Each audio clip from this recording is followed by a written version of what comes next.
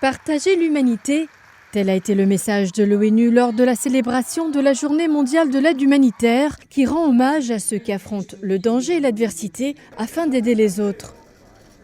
Un concert au siège de l'ONU a rassemblé des travailleurs humanitaires ainsi que des musiciens célèbres et des personnalités afin de mettre en lumière les crises humanitaires dans le monde et d'inspirer les citoyens du globe à travers la campagne #ShareHumanity. Le Mali traverse une période très difficile avec la guerre dans le nord et on a besoin d'une aide humanitaire.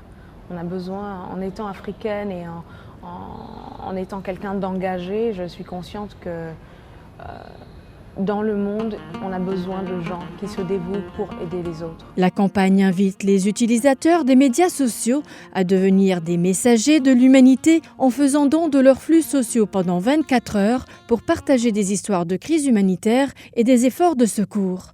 La Journée mondiale de l'aide humanitaire a été créée par l'Assemblée générale de l'ONU à l'occasion de l'anniversaire de l'attentat contre le siège de l'organisation en Irak qui a coûté la vie à 22 personnes en 2003.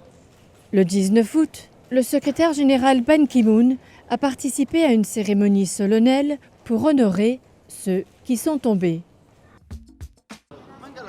En moyenne, 8 enfants sont tués ou mutilés chaque jour au Yémen, conséquence directe du conflit qui sévit dans le pays depuis avril.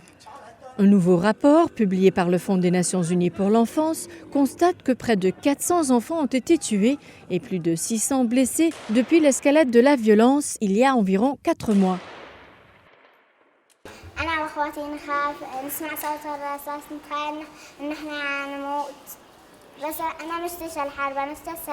Selon le rapport, ce conflit a non seulement des conséquences dévastatrices sur les enfants maintenant, mais aussi des conséquences terrifiantes sur leur avenir. Le chef des affaires humanitaires de l'ONU, qui vient de rentrer du Yémen, a déclaré au Conseil de sécurité que l'ampleur de la souffrance humaine qu'il a vue est presque incompréhensible. I was shocked by what I saw. The civilian population is bearing the brunt of the conflict. A shocking 4 out of 5 Yemenis require humanitarian assistance and nearly 1.5 million people are internally displaced.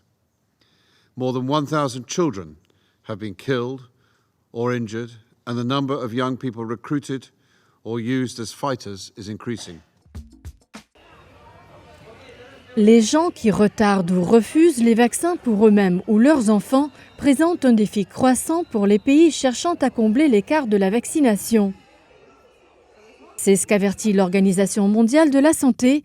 Globalement, un enfant sur 5 ne reçoit pas systématiquement les vaccins vitaux et on estime que 1,5 million d'enfants meurent encore chaque année de maladies que les vaccins existants permettraient d'éviter. Vaccine hesitancy poses a risk, of course, first to the individuals who would not receive the vaccine that they would benefit from, but beyond these individuals, they would also pose a risk to the community. La désinformation et la méfiance dans les systèmes de santé, la complaisance et la confiance sont parmi les facteurs qui entrent en jeu dans l'hésitation face à la vaccination. Pour y remédier, l'OMS recommande des façons d'accroître l'acceptation des vaccins, de partager les pratiques efficaces et de développer de nouveaux outils pour répondre à l'hésitation. People have a tendency to believe that the only reason of vaccine hesitancy is the fear of vaccine side effects. When actually, yes, this is certainly one of the major drivers, but there are many other reasons why people may be resistant to get the vaccine. Selon l'OMS, une communication efficace est essentielle pour dissiper les craintes, répondre aux préoccupations et promouvoir l'acceptation de la vaccination. L'OMS montre aussi qu'un niveau d'instruction plus élevé peut être un obstacle ou au contraire favoriser l'acceptation des vaccins dans certains contextes et dans différentes régions.